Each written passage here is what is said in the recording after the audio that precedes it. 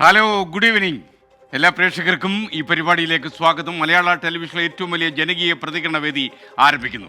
പൊതുജനം കഴുതയല്ല sir.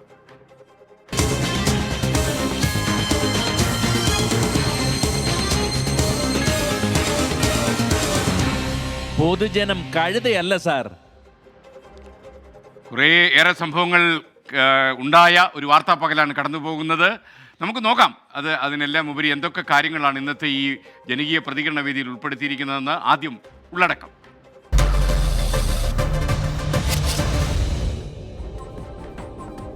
Elathur train ആക്രമണ കേസിന്റെ സ്വഭാവം മാറുകയാണ്. യാത്രക്കാരുടെ ആശങ്ക കൂട്ടി അട്ടിമറി സാധ്യത. അന്വേഷണം ഏറ്റെടുക്കാൻ സന്നദ്ധത അറിയിച്ച ദേശീയ അന്വേഷണ ഏജൻസി. ഷാരൂഖ് സൈഫിയുമായി തെളിവെടുത്ത് പ്രത്യേക അന്വേഷണ സംഘം ഇന്നത്തെ പകലിൽ.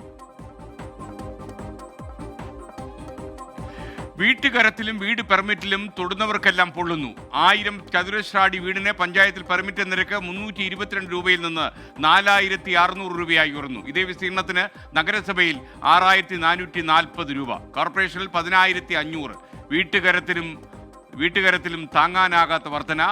ജനങ്ങൾ ശ്വാസം മുട്ടുന്നു. പ്രളയമെടുത്ത കാലിത്തൊഴുത്തിന് പകരം പണിയാനാകാതെ 5 കൊല്ലം. 19 പശുക്കളെ വിറ്റഴിച്ച് തൊഴിൽ നിർത്താൻ ഇടുക്കി സ്വദേശി ജിജി. പ്രതിസന്ധിയിലായത് ദിവസവും 200 ലിറ്റർ വരെ പാലടക്കുന്ന കർഷകൻ. ഒരു ബ്രഹ്മപുരം കൊണ്ട് പൊറുതിമുട്ടിയ കൊച്ചിയിലെ നാടും മാലിന്യ കൂമ്പാരങ്ങളും ജനങ്ങൾക്ക് അസഹ്യമാകുന്നു. മാലിന്യ നീക്കം മന്ദഗതിയിൽ. പല വാർഡുകളിലും കെട്ടിക്കിടക്കുന്നത് ടൺ കണക്കിന് മാലിന്യം. സഹിക്കാവുന്ന പരിധി കടന്നെന്ന് ഹൈക്കോടതിക്കൊപ്പം നഗരവാസികളും. പൂരം വെടിക്കെട്ടിന് നിയന്ത്രണങ്ങൾ പുനഃപരിശോധിക്കുന്നു. സ്വരാജ് റൗണ്ടിൽ ചിലയിടങ്ങളിൽ പ്രവേശനം അനുവദിച്ചേക്കും. പരിശോധന പോലീസും ഫയർഫോഴ്സും പെസോയും ചേർന്നു.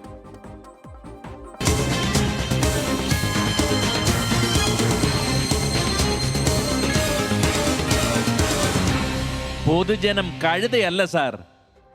യെസ്, നമ്മുടെ പ്രിയപ്പെട്ട പ്രേക്ഷകർക്ക് അറിയുന്ന പോലെ ഏത് സമയത്തും നിങ്ങൾക്ക് പ്രതികരിക്കാവുന്ന ഒരു പ്രതികരണ വേദിയാണ്. ടെലിവിഷനിൽ ഇത്തരം ഒരു പ്രതികരണ വേദി തന്നെ അപൂർവമാണെന്നറിയാം. നിങ്ങൾക്ക് ഏതെങ്കിലും ഒരു വിഷയം ഞങ്ങളുടെ ശ്രദ്ധയിൽ കൊണ്ടുവരണമെങ്കിൽ നിങ്ങൾക്ക് വിളിക്കേണ്ട 2 നമ്പറുണ്ട്. അതുപോലെ ഈ പരിപാടി കാണുന്ന പ്രേക്ഷകർക്ക് തീർച്ചയായിട്ടും ഈ നമ്പർ അറിയാം, അവർക്ക് ബോർഡിക്കുന്നുണ്ടാവും. എന്നാലും പുതിയ പ്രേക്ഷകർക്ക് വേണ്ടി ഞാൻ വീണ്ടും പറയുകയാണ്, നിങ്ങൾക്ക് ദൃശ്യങ്ങൾ അയക്കാനുള്ള ഒരു വാട്സപ്പ് നമ്പർ 6235968630 സ്ക്രീനിൽ ഇപ്പോൾ എഴുതി കാണിക്കുന്നുണ്ട്. 6235968630. നിങ്ങൾക്ക് ഏതെങ്കിലും ഒരു വിഷയത്തെക്കുറിച്ച് എന്നോട് നേരിട്ട് സംസാരിക്കണമെങ്കിൽ നിങ്ങൾക്ക് വിളിക്കാനൊരു ലാൻഡ് ലൈൻ നമ്പറുണ്ട്. 048428305110. ഒരിക്കൽ കൂടി പറയാം, 048428305010. നിങ്ങളുടെ ഈ പ്രൊഡക്ഷൻ കൺട്രോൾ റൂമിൻ്റെ നമ്പറാണിത്. ഈ കൺട്രോൾ റൂമിലേക്ക് നിങ്ങൾ വിളിച്ചു കഴിഞ്ഞാൽ ആ വിളി എൻ്റെ അടുത്തെത്തും, നമുക്ക് സംസാരിക്കാം, സംവദിക്കാം. അപ്പോൾ നിങ്ങളുടെ വിളികൾക്കായിട്ട് ഞാൻ കാതോർത്തിരിക്കുന്നു. മാത്രമല്ല നിങ്ങളുടെ ദൃശ്യങ്ങളും എനിക്ക് വേണം. ആധികാരികമെന്ന് തോന്നുന്ന ദൃശ്യങ്ങൾ നമ്മൾ സംപ്രേഷണം ചെയ്യും. ഇത് വാട്സപ്പ് നമ്പർ, മറ്റേത് ലാൻഡ് ലൈൻ നമ്പർ. അപ്പോൾ പൊതുജനം കഴുതയല്ല സാർ എന്ന പരിപാടി തുടരുകയാണ്. നിങ്ങളുടെ പ്രതികരണങ്ങൾ ഉണ്ടാകുമെന്ന പ്രതീക്ഷയോടെ. ഒടുവിൽ എലത്തൂർ ട്രെയിൻ തീവയ്പ് കേസ് ഏറ്റെടുക്കാൻ ഒരുങ്ങുകയാണ് NIA. കേസ് ഏറ്റെടുക്കണമെന്ന് ചൂണ്ടിക്കാട്ടി ഏജൻസി ആഭ്യന്തര മന്ത്രാലയത്തിന് കത്തയച്ചു. ആ തീരുമാനം കേസിൻ്റെ ഇതുവരെ കേട്ടിരുന്ന മാനം തന്നെ മാറ്റിയെഴുന്നു. നമ്മൾ എത്രമാത്രം സുരക്ഷിതരാണ് എന്ന ചോദ്യമാണ് ഇപ്പോൾ ഉയരുന്നത്. ഒടുവിൽ പ്രതീക്ഷിച്ച പോലെ കാര്യങ്ങൾ നീങ്ങുകയാണ്. Case NIA ഏറ്റെടുക്കാനുള്ള കളമൊരുങ്ങിക്കഴിഞ്ഞു. കേന്ദ്ര ആഭ്യന്തര മന്ത്രാലയത്തിന്റെ തീർപ്പിനായി കാക്കുകയാണ് ഏജൻസി.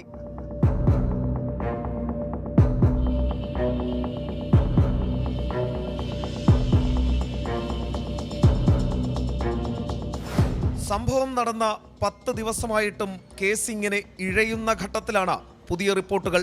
തീവ്രവാദ ബന്ധമെന്ന സംശയങ്ങൾ സാധൂകരിക്കത്തക്ക സാഹചര്യ തെളിവുകൾ ലഭിച്ച പശ്ചാത്തലത്തിൽ കേസ് ഏറ്റെടുക്കാൻ NIA നീക്കം ആരംഭിച്ചുവെന്നാണ് വിവരം. കേസ് ഏറ്റെടുക്കണമെന്ന് ചൂണ്ടിക്കാട്ടി ഏജൻസി ആഭ്യന്തര മന്ത്രാലയത്തിന് കത്തയച്ചതായി സ്ഥിരീകരിച്ചു. NIA അന്വേഷിക്കാനുള്ള വ്യാപ്തി കേസിനുണ്ടെന്ന് വ്യക്തമാക്കിയാണ് റിപ്പോർട്ട്. കേസിൽ UAPA നിലനിൽക്കുമെന്നും NIA ചൂണ്ടിക്കാട്ടുന്നു.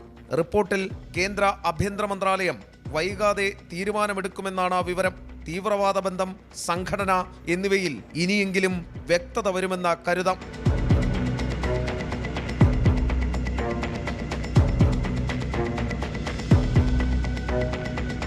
ഇതിനിടെ പോലീസ് സമർപ്പിച്ച റിമാൻഡ് റിപ്പോർട്ടിന്റെ വിശദാംശങ്ങളും പുറത്തു വന്നിട്ടുണ്ട്. ഷാരൂഖിന് തീവ്രവാദ ബന്ധമുണ്ടോ എന്ന് അന്വേഷിക്കണമെന്ന് പോലീസ് സമർപ്പിച്ച റിമാൻഡ് റിപ്പോർട്ടിലും പറയുന്നു. അതായത് ആദ്യം മുതൽ തന്നെ പോലീസിനും ചില സംശയങ്ങളുണ്ടെന്ന് വ്യക്തം. ഒപ്പം 3 പേരുടെ മരണത്തിന് കാരണമായതും ഷാരൂഖ് എന്ന് റിമാൻഡ് റിപ്പോർട്ട് കുറ്റപ്പെടുത്തുന്നു. താൻ ആരെയും തള്ളിയിട്ടിട്ടില്ലെന്ന ഷാരൂഖിന്റെ വാദം തള്ളുകയാണ് പോലീസ്. കൊലക്കുറ്റം പരമാവധി നിലനിർത്താനാണ് പ്രത്യേക അന്വേഷണ സംഘം ശ്രമിക്കുന്നത്.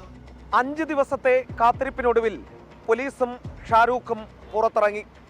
ജില്ല വിട്ടുപോയി തെളിവെടുപ്പ് പൂർത്തിയാക്കി. പക്ഷേ അപ്പോഴും ചോദ്യങ്ങൾ ബാക്കിയാവുകയാണ്.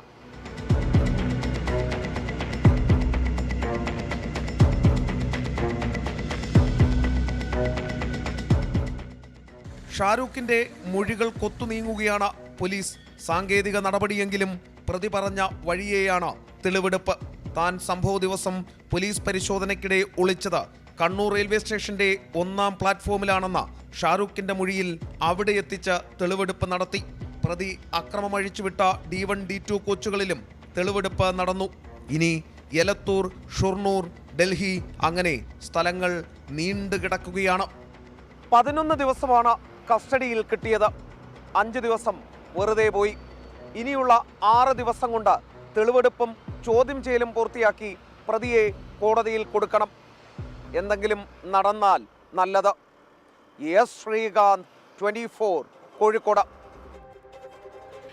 എലത്തൂർ ട്രെയിൻ തീവയ്പ് കേസ് പുതിയ മാനങ്ങൾ തേടുന്നു എന്ന് നമ്മൾ തിരിച്ചറിയുന്നു. മാത്രമല്ല ഇതിൻ്റെ പിന്നിൽ തീവ്രവാദ പ്രവർത്തനമുണ്ടോ എന്നറിയാൻ ദേശീയ അന്വേഷണ ഏജൻസി വരാനുള്ള സാധ്യത കൂടുതൽ തെളിയുന്നു എന്നാണ് നമ്മൾ മനസ്സിലാക്കുന്നത്.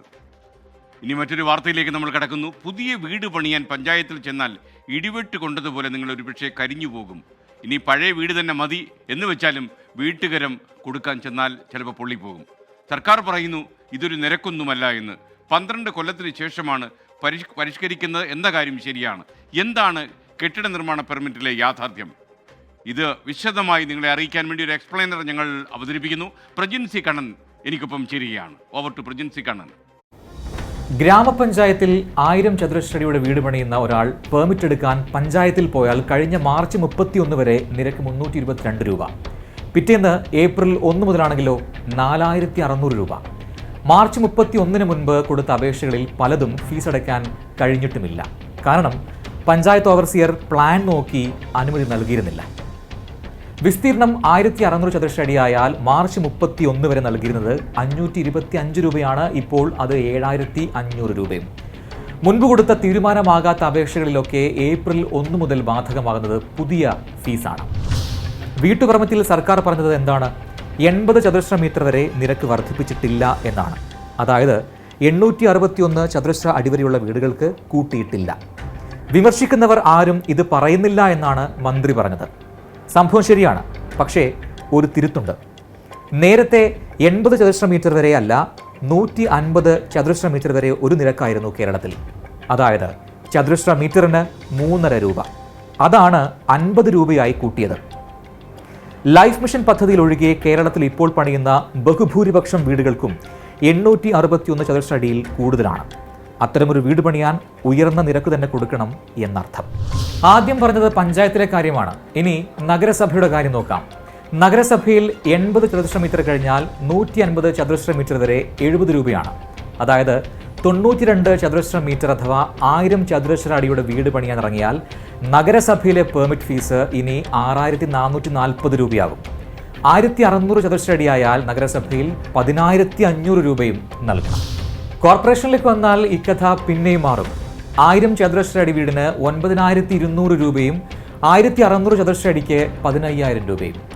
1000 രൂപയിൽ താഴെ മുടക്കി പെർമിറ്റ് എടുത്തിരുന്നവർക്കാണ് 10000-ഉം 15000-ഉം മുടക്കേണ്ടി വരുന്നത്. വലിയ വീടുകളിലേക്ക് വന്നാൽ നിരക്ക് ഇവിടെങ്ങും നിൽക്കില്ല എന്ന കാര്യം വ്യക്തവുമാണ്. 2000 ചതുരശ്ര അടി അഥവാ 186 ചതുരശ്ര മീറ്റർ ഉള്ള വീടിന് പഞ്ചായത്തിൽ 18600 രൂപ അടയ്ക്കണം. നഗരസഭയിൽ ഇത് 21600 രൂപയാണ്. കോർപ്പറേഷനിലേക്ക് എത്തിയാൽ കേട്ടാൽ തന്നെ തീപിടിക്കും 27900 രൂപ. ഇപ്പോൾ തന്നെ കെട്ടിട നിർമ്മാണ മേഖല തകർന്ന് നാശമായി കിടക്കുകയാണ്. പുതിയ കെട്ടിടങ്ങളെയൊക്കെ പണി നാമമാത്രവുമാണ്. അതിനെപ്പോലും പിന്നോട്ട് വലിക്കുന്നതാണ് ഇപ്പോഴത്തെ നിരക്ക് എന്ന വിമർശനം ഉയർന്നു വരുന്നത് ഈ സാഹചര്യത്തിലാണ്. ഇത്രയും പറഞ്ഞതെല്ലാം കെട്ടിടം പണിയാനുള്ള പെർമിറ്റ് എടുക്കുന്നതിന് നിരക്കിലാണ്. ഇനി നിലവിലെ കെട്ടിടങ്ങളുടെ കരം നോക്കാം. 1000 ചതുരശ്ര അടിയിലുള്ള വീടിന് പഞ്ചായത്തിൽ പുതിയ വീട്ടുകരം 552 രൂപ മുതൽ 920 രൂപ വരെയാണ്. ദേശീയപാതകൾ, സംസ്ഥാന പാതകൾ എന്നിവയിലുള്ള സാമീപ്യം, നിർമ്മാണ സാമഗ്രികൾ എന്നിവ നോക്കിയാണ് ഈ വ്യത്യാസം തീരുമാനിക്കുന്നത്. നഗരസഭയിൽ ഇത് 736 മുതൽ 1564 വരെയാണ്. കോർപ്പറേഷനിൽ 920 മുതൽ 2024 രൂപ വരെ. ഈ നിരക്കുകൾ ഏപ്രിൽ 1 മുതൽ നമ്പർ കിട്ടുന്ന കെട്ടിടങ്ങൾക്കാണ്. എന്നാൽ പഴയ കെട്ടിടങ്ങൾക്കും നിരക്ക് വർദ്ധിക്കും. 1000 രൂപ നൽകിയിരുന്നവർ ഇനി 1050 രൂപ നൽകണം. 5% വർധന. 1000 ചതുരശ്ര അടിയുടെ വീട് പണിയാൻ 38 ലക്ഷം രൂപയെങ്കിലും ആകും. അതിൻ്റെ 1% പോലും വരുന്നില്ലല്ലോ ഈ തുക എന്നാണ് സർക്കാർ വിശദീകരിച്ചത്. വസ്തു വീട് വെച്ച് മക്കളുടെ പഠനവും കല്യാണവും വരെ നടത്തുന്നവർ വീട് വെക്കാൻ ഇറങ്ങുന്നത് കയ്യിൽ നയാ പൈസ ഇല്ലാതെയാണ്. ഉള്ളത് പൊളിഞ്ഞു വീഴുമ്പോൾ ഗതിയില്ലാതെ വീട് പണിയാൻ ഇറങ്ങുന്നവർ മുൻകൂറായി 15,000-ഉം 20,000-ഉം വരെ എങ്ങനെ കണ്ടെത്തും എന്നാണ് ചോദ്യം. Okay, thank you Prajin C Kannan. നിങ്ങളുടെ കൈ പൊള്ളുമെന്ന ഉള്ള കാര്യം സംശയരഹിതമായി തെളിഞ്ഞു എന്നാണ് ഞാൻ മനസ്സിലാക്കുന്നത്. സാധാരണക്കാരൊക്കെ നമ്മുടെ നാട്ടിൽ വീട് പണിയുന്നത് കയ്യിൽ പൈസയൊന്നും വെച്ചുകൊണ്ടല്ല, ഒരു ബാങ്ക് ലോണിനെയും അതേപോലുള്ള കാര്യങ്ങളെയൊക്കെ ആശ്രയിച്ച് മാത്രമാണ് കേരളത്തിൽ വീട് പണിയുന്നത്. ഈ നിരക്ക് ഉയർത്തുമ്പോൾ പലിശ കൊടുത്തിന് പെർമിറ്റിനും കൂടി വായ്പ വാങ്ങേണ്ട സ്ഥിതിയിലാകും നാട്ടുകാരെന്നാണ് ജനങ്ങൾ പറയുന്നത്. നമ്മുടെ ആളുകൾ അവരോട് അഭിപ്രായങ്ങൾ ചോദിച്ചപ്പോൾ അവർ പ്രത്യക്ഷമായി ഈ കാര്യം നമ്മോട് പറഞ്ഞു. അപ്പോൾ എന്ത് പറഞ്ഞാലും സാധാരണ ജനങ്ങൾ തന്നെ അനുഭവിക്കണം. കൂട്ടിയാലും കുറച്ചാലും കുറയ്ക്കത്തില്ലല്ലോ, കൂട്ടത്തല്ലേ ഉള്ളൂ. ഗവൺമെൻറ് ഒരിക്കലും കൂട്ടിയാൽ അവർ കൂട്ടി തന്നെ കുറയ്ക്കാൻ സാധ്യത കുറവാണെന്നാണ് അവർ പറഞ്ഞിരിക്കുന്നത്. അപ്പം നമ്മൾ തന്നെ അത് അനുഭവിക്കുക, അത്രേ ഉള്ളൂ. ഗവൺമെൻറ്റിൻ്റെ എന്നല്ല, പൊതുവെ ജനങ്ങൾ, സാധാരണ ജനങ്ങൾ എന്തെല്ലാം അനുഭവിക്കുന്നുണ്ട്. അതിനൊന്നും സത്യം പറഞ്ഞാൽ എടുത്തു പറഞ്ഞു കഴിഞ്ഞാൽ ഒരുപാട് പ്രശ്നങ്ങളുണ്ട്. ഈ കെട്ടിട നികുതി മാത്രമൊന്നുമല്ല, അത് നമ്മൾ ഉള്ളിലേക്ക് ഇറങ്ങി തരണം. ആകെ ബുദ്ധിമുട്ടില്ല, സാധാരണക്കാരനെ ജീവിക്കാൻ പറ്റില്ല. ഈ കെട്ടിട നികുതി ആകെ എല്ലാ സാധനങ്ങൾക്കും വില കൂടി എന്ന് വെച്ച് കഴിഞ്ഞാൽ കുടുംബജീവിതത്തിൽ രണ്ടാൾക്കും ജോലി ഇല്ലെങ്കിൽ ആകെ എല്ലാ അവതാളത്തിലാണ്. ഓരോ കൊല്ലം ഓരോ സർക്കാരും മാറി മാറി വരുമ്പോഴും സാധാരണക്കാരന് ജീവിക്കാൻ പറ്റാത്ത സ്ഥിതിയിലേക്ക് മാറി. നമ്മളിപ്പോൾ ഗവൺമെൻറ്റിനെ കുറ്റം പറഞ്ഞിട്ട് കാര്യമില്ല. അവരുടെ ഭരണമൊക്കെ നല്ല ഭരണമാണ്. പിണറായി സർക്കാർ കുഴപ്പമില്ല. നമ്മളെല്ലാം തള്ളി പറയാനൊന്നും പറ്റില്ലല്ലോ. പിന്നെ ജനങ്ങൾക്ക് ഇപ്പോൾ ബുദ്ധിമുട്ടെന്ന് പറഞ്ഞാൽ കറണ്ടിന്, വെള്ളത്തിന്, എല്ലാത്തിനും പൈസ കൂടുതലാണ്. സാധാരണക്കാർക്ക് ജീവിച്ചു പോകാൻ ബുദ്ധിമുട്ടാണ്. അവർക്ക് കൂട്ടാന്നല്ലാണ്ട് കുറയ്ക്കാനായിട്ടുള്ള വകുപ്പൊന്നും ഇനിയിപ്പോൾ ഉണ്ടാകാൻ പോണില്ല. നമ്മളടക്കുക, നമ്മൾ വഹിക്കുക, നമ്മൾ സഹിക്കുക, വേറെ വഴിയില്ല. കെട്ടിട നികുതി കൂട്ടി, വെള്ളക്കാരൻ കൂട്ടി, കറണ്ട് ചാർജ് കൂട്ടി, റോഡ് ടാക്സ് കൂട്ടി, എല്ലാ സാധനത്തിനും കൂട്ടിയിട്ടുണ്ട്, ഒരു സാധനത്തിനും കുറയുന്നില്ലല്ലോ. നല്ല പറയണം, നല്ല സന്തോഷമുണ്ട്. പോകുന്നത് 19 പശുക്കളെ പോറ്റി പാൽ വിറ്റിരുന്ന ഒരു കർഷകനുണ്ട് ഇടുക്കിയിൽ. മേലെ ചിന്നാർ സ്വദേശി ജിജിയാണ് കഥാപാത്രം. ഏറെ വ്യത്യസ്തമായൊരു കഥയാണ് ജിജിയുടെ. പ്രളയത്തിൽ തൊഴുത്ത് തകർന്നുപോയി. വന്നു കണ്ട ഉദ്യോഗസ്ഥന്മാരും മന്ത്രിയുമൊക്കെ ഒരുപാട് സഹായങ്ങൾ വാഗ്ദാനം ചെയ്തു. പ്രളയാനന്തരം 5 കൊല്ലം പൂർത്തിയായി. ഈ സമയത്തും ഇതുവരെ ഇദ്ദേഹത്തിന് ഒരു സഹായവും ലഭിച്ചിട്ടില്ല. ഫാം നിന്നിരുന്ന സ്ഥലം പ്രളയത്തിൽ ഒലിച്ചു പോയതിനാൽ ഒരു ബാങ്കും സഹായിക്കുന്നുമില്ല. ദിവസം 200 ലിറ്റർ പാൽ വരെ അളക്കുന്ന ജിജി പശുക്കളെ ഓരോന്നായി വിൽക്കാൻ ഒരുങ്ങുകയാണിപ്പോൾ. 2018 പ്രളയത്തിൽ അപകടാവസ്ഥയിലായ ഈ തൊഴുത്തിൽ നിലവിൽ 19 പശുക്കളാണുള്ളത്. അപകടാവസ്ഥയിലായി ഈ തൊഴുത്ത് മാറ്റി സ്ഥാപിക്കാൻ സർക്കാർ സഹായം ഒന്നും ലഭിക്കാതായതോടെ ഈ പശുക്കളെയെല്ലാം വിറ്റ് സംരംഭം അവസാനിപ്പിക്കാനുള്ള തയ്യാറെടുപ്പിലാണ് ക്ഷീരകർഷകനായ ജിജി.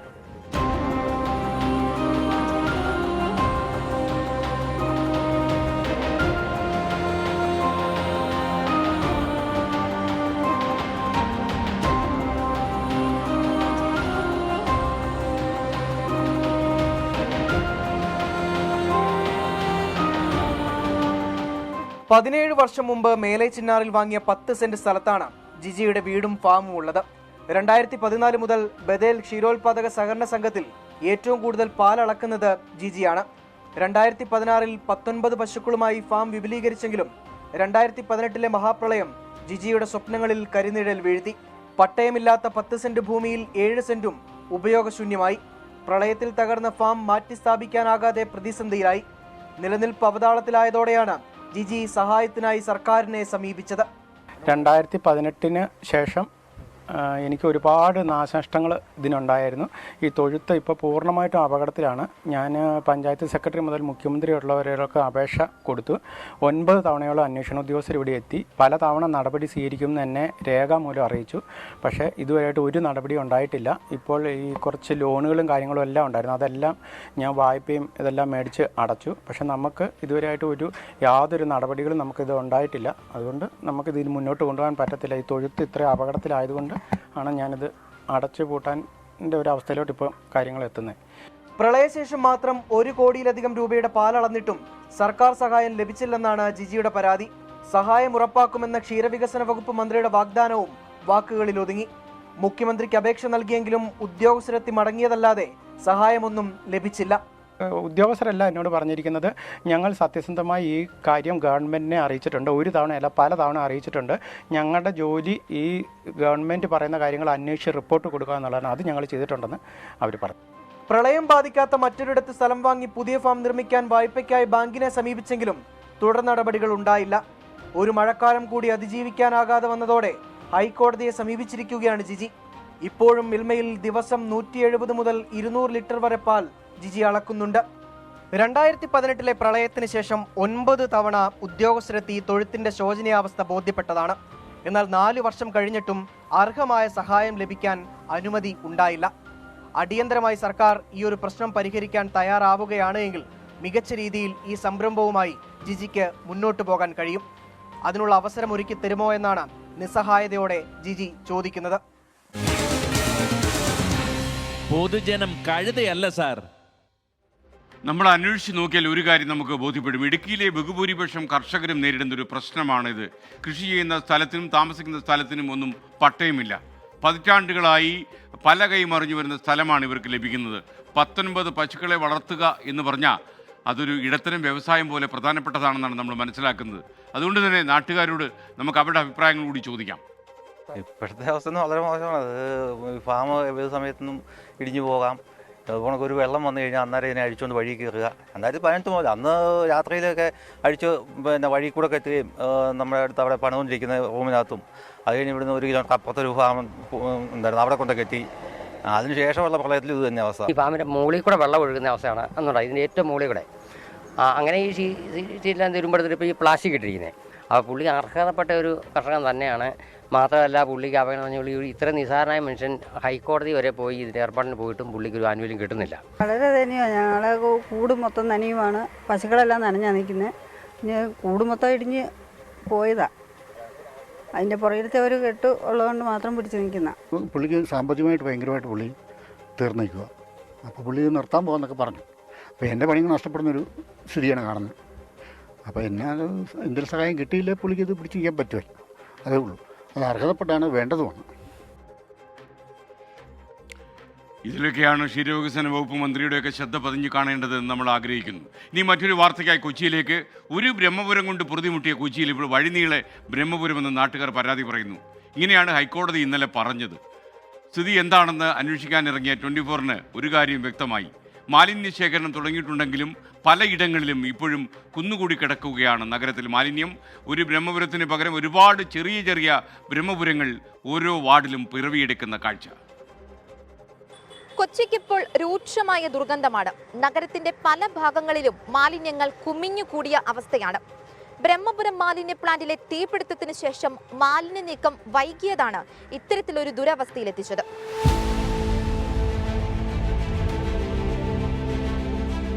ബ്രഹ്മപുരം തീപിടുത്തത്തിന് ശേഷം പ്ലാസ്റ്റിക് മാലിന്യങ്ങൾ ശേഖരിക്കാൻ വൈകിയതോടെ റോഡുകൾ മാലിന്യ കൂമ്പാരമായി തുടരുകയാണ്.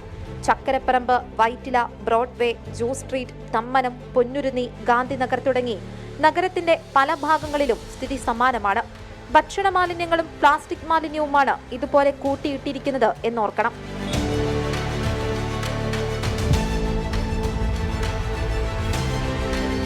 ഇവ മാറ്റുന്നതിനു വേണ്ടി നടപടികൾ ആരംഭിച്ചിട്ടുണ്ടെങ്കിലും മാലിന്യം വേർതിരിക്കാതെ ആളുകൾ വലിച്ചെറിയുന്നത് വലിയ തലവേദനയാണ് കോർപ്പറേഷന്. പ്ലാസ്റ്റിക് വേർതിരിക്കാതെ മാലിന്യം പൊതുനിരത്തിൽ തള്ളുന്നതാണ് വെല്ലുവിളിയെന്നും കോർപ്പറേഷൻ പറയുന്നു. നീക്കം ചെയ്യും തോറും മാലിന്യങ്ങൾ വീണ്ടും നിക്ഷേപിക്കുന്നതും മാലിന്യ നീക്കത്തെ പ്രതികൂലമായി ബാധിക്കുന്നുണ്ട്. പലയിടത്തും റോഡുകളിലേക്ക് ഭക്ഷണാവശിഷ്ടങ്ങൾ ഒലിച്ചിറങ്ങുകയാണ്. പലതും പുഴുവരിച്ച നിലയിലും.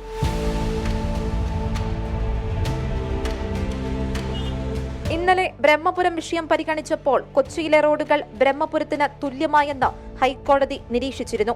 മാലിന്യങ്ങൾ റോഡുകളിൽ ചാക്കിൽ കെട്ടിവെച്ച നിലയിൽ കുമിഞ്ഞുകൂടിയെന്നും ഹൈക്കോടതി പറഞ്ഞിരുന്നു. മാലിന്യമായി എത്തുന്ന വാഹനങ്ങൾ പിടിച്ചെടുക്കണം. പരാതി നൽകാനായി ഒരു വാട്സ്ആപ്പ് നമ്പർ നൽകണമെന്നും കോടതി പറഞ്ഞു. പൊതുസ്ഥലങ്ങളിൽ മാലിന്യം വലിച്ചെറിയുന്നവർക്കെതിരെ കർശന നടപടി എടുക്കണമെന്നാണ് ഹൈക്കോടതി നിർദ്ദേശം. 210, 230 ടൺ ജൈവ മാലിന്യങ്ങൾ പ്രതിദിനം ശേഖരിക്കുന്നുണ്ടെന്നും ഏപ്രിൽ 4 മുതൽ ലെഗൻസി വേസ്റ്റും സ്വീകരിക്കുന്നുണ്ടെന്നും കോർപ്പറേഷൻ കോടതിയെ അറിയിച്ചിരുന്നു. മാലിന്യം വേർതിരിക്കാതെ തള്ളുന്നതാണ് ഏറ്റവും വലിയ ബുദ്ധിമുട്ടെന്നാണ് കോർപ്പറേഷൻ പറയുന്നത്. ഇനി ഇത്തരത്തിൽ മാലിന്യങ്ങൾ വലിച്ചെറിയുന്നവർക്കെതിരെ കർശനമായ നിയമ നടപടി സ്വീകരിക്കണമെന്നും ഹൈക്കോടതിയും പറഞ്ഞിട്ടുണ്ട്. എന്തൊക്കെയായാലും കൊച്ചിയെ ഈ രൂക്ഷ ദുർഗന്ധത്തിൽ നിന്നും രക്ഷിക്കേണ്ട ഉത്തരവാദിത്തം നമ്മുടേതുകൂടിയാണ്. ക്യാമറമാൻ അലോഷിക്കൊപ്പം ആൻമരിയ സനി, 24 കൊച്ചി. പൊതുജനം കഴുതയല്ല സാർ. ഈ മാലിന്യം മുഴുവൻ സഹിക്കേണ്ടത് കൊച്ചിയിലെ ജനങ്ങളാണ് എന്ന് നിങ്ങൾക്കറിയാം. ഇതുവരെ ഉണ്ടായിരുന്ന സംവിധാനമാണ് പൊടുന്നനെ ഇല്ലാതായത്. നഗരവാസികൾ ഇതേക്കുറിച്ച് പറയുന്നു. കോർപ്പറേഷൻ്റെ അവരുടെ ഭാഗത്തുനിന്ന് വീഴ്ച തന്നെയാണ് സംഭവം പറഞ്ഞെങ്കിൽ. ഇവിടെയുള്ള ആൾക്കാർ തന്നെയാണ് മാലിന്യങ്ങൾ ഇവിടെ നിക്ഷേപിക്കുന്നത്. പാവപ്പെട്ട ഈ കോർപ്പറേഷൻ തൊഴിലാളികളെ പറയും, അവരുടെ കഷ്ടപ്പാട് നമുക്കറിയാം. ഈ മാലിന്യം പരിഹരിക്കണമെങ്കിൽ ജനം തന്നെ സഹകരിക്കണം. ഞങ്ങളുടെ വീട്ടിലുള്ള എല്ലാ ആൾക്കാരും ഹോസ്പിറ്റലിൽ പോകേണ്ടി വന്നു.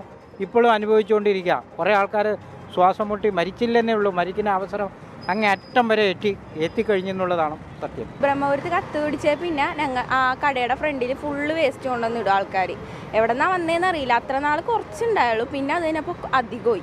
എവിടെന്നാ വന്നതെന്ന് അറിയില്ല. അപ്പോൾ ഈ ആൾക്കാർ ഇവിടെ കത്ത് പിടിച്ചുകൊണ്ട് കൊണ്ടോടില്ല. വേസ്റ്റൊക്കെ ഇങ്ങനെ പുറത്തിരിക്കണം. ഞങ്ങളുടെ വീട്ടിലും അങ്ങനെ തന്നെയാണ്, പുറത്തിങ്ങനെ ഇരിക്കുകയാണ്. കൊണ്ടുപോകാൻ ആരും മഞ്ഞില്ല. ഇപ്പോഴത്തെ കോർപ്പറേഷൻ്റെ ഒരു അലംഭാവമാണെന്നാണ് എൻ്റെ ഒരു കണക്കൂട്ടൽ. അത് നമുക്ക് നല്ല രീതിയിലൊക്കെ അത് ചെയ്യാം, പക്ഷേ അത് ചെയ്യുന്നില്ല.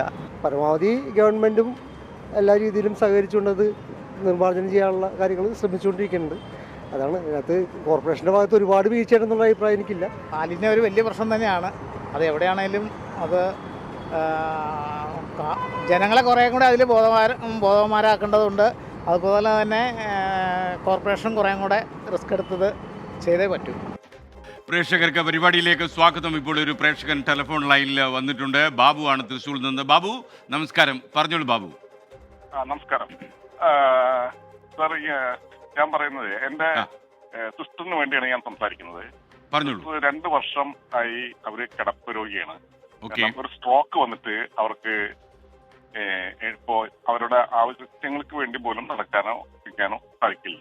ഒരു ബൈസ്റ്റാൻഡർ ഇല്ലാണ്ട് ഒന്നും ചെയ്യാൻ പറ്റാതെ. അപ്പോ ഒരു ബൈസ്റ്റാൻഡർ എപ്പോഴും ഉണ്ട് കൂടെ അവിടെ. അപ്പോൾ ആശ്വാസ കിരണം പദ്ധതി അനുസരിച്ച് ബൈസ്റ്റാൻഡർക്ക് ഒരു 500 or 600 rupees മന്ത്ലി കൊടുക്കുന്ന ഒരു സ്കീം ഉണ്ടെന്ന് പറഞ്ഞിട്ട് ഞാൻ അപ്ലൈ ചെയ്തു. 2 വർഷമായി. ഇതുവരെ അതിന്റെ ഒരു നടപടിയില്ല. ഞാൻ ഫ്രീക്വന്റ്ലി ഞാൻ ഇവിടെ പുതുക്കാടാണ് അതിന്റെ ഒരു ഓഫീസ് ഉള്ളത്. അപേക്ഷ കൊടുത്തിരിക്കുന്നത്?